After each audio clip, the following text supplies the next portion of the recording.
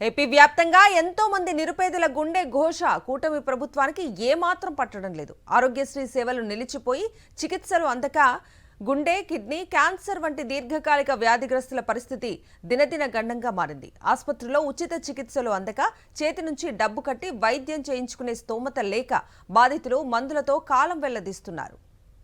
ఏపీలో ఆరోగ్యశ్రీ అనారోగ్యం బారిన పడింది. 3,000 కోట్లకు పైగా బిల్లులను ప్రభుత్వం బకాయి పెట్టడంతో నెట్వర్క్ ఆసుపత్రులు ఈ నెల 10 నుంచి పూర్తి స్థాయిలో నిలిపివేశారు.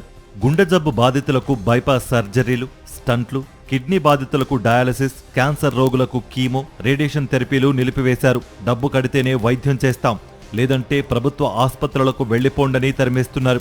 ఈ క్రమంలో నిరుపేద, మధ్యతరగతి ప్రజల పరిస్థితి కడు దయనీయంగా మారింది. ప్రభుత్వంతో తాడో పేడో తేల్చుకోవడానికి సిద్ధమైంది ఏపీ స్పెషాలిటీ హాస్పిటల్ అసోసియేషన్. ఇవాళ విజయవాడలో చేపట్టిన ధర్నాకు రాష్ట్ర వ్యాప్తంగా నెట్వర్క్ ఆసుపత్రుల యాజమాన్యాలు, వైద్యులు, ఇతర సిబ్బంది హాజరు కానున్నారు.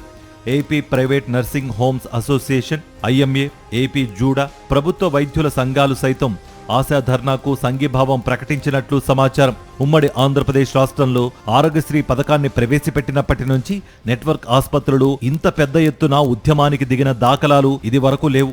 చంద్రబాబు గద్దెనెక్కిన 17 నెలల కాలంలో 2 పర్యాయాలు నెట్వర్క్ ఆసుపత్రులు సేవలు నిలిపివేసి సమ్మెబాట పట్టాయి.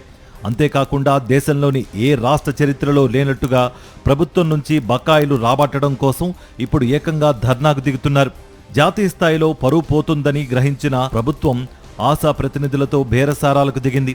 మంగళవారం రాత్రి వైద్య శాఖ ఉన్నతాధికారులు ఆశా ప్రతినిధులతో వర్చువల్ సమావేశం నిర్వహించి బకాయిల చెల్లింపులపై బేరసారాలాడారు. ప్రభుత్వం దగ్గర డబ్బులు లేవు. ఈ నేపథ్యంలో 200 కోట్ల నుంచి 250 కోట్లు ఇప్పుడు ఇస్తాం, నవంబర్ నెలలో మరికొంత మొత్తం ఇస్తాం అంటూ బుజ్జగించే ప్రయత్నం చేశారు. అయితే ప్రభుత్వం చేసిన ప్రయత్నం విఫలమైంది. ఇప్పటికే 3,000 కోట్ల పైబడి బకాయి పెట్టారు. అందులో 250 కోట్లు మాత్రమే ఇస్తామంటున్నారు. క్లెయిమ్లు ప్రాసెస్ చేసి ఆసుపత్రులకు జమ చేయడం కోసం CFMSలో సిద్ధంగా ఉన్న బిల్లులన్నీ వెంటనే విడుదల చేయండి. మిగిలిన బిల్లులు ఎప్పటిలోగా క్లియర్ చేస్తారో చెప్పండి, అప్పుడు వెనక్కు తగ్గుతామని ఆశా ప్రతినిధులు తేల్చి చెప్పినట్టు తెలుస్తోంది.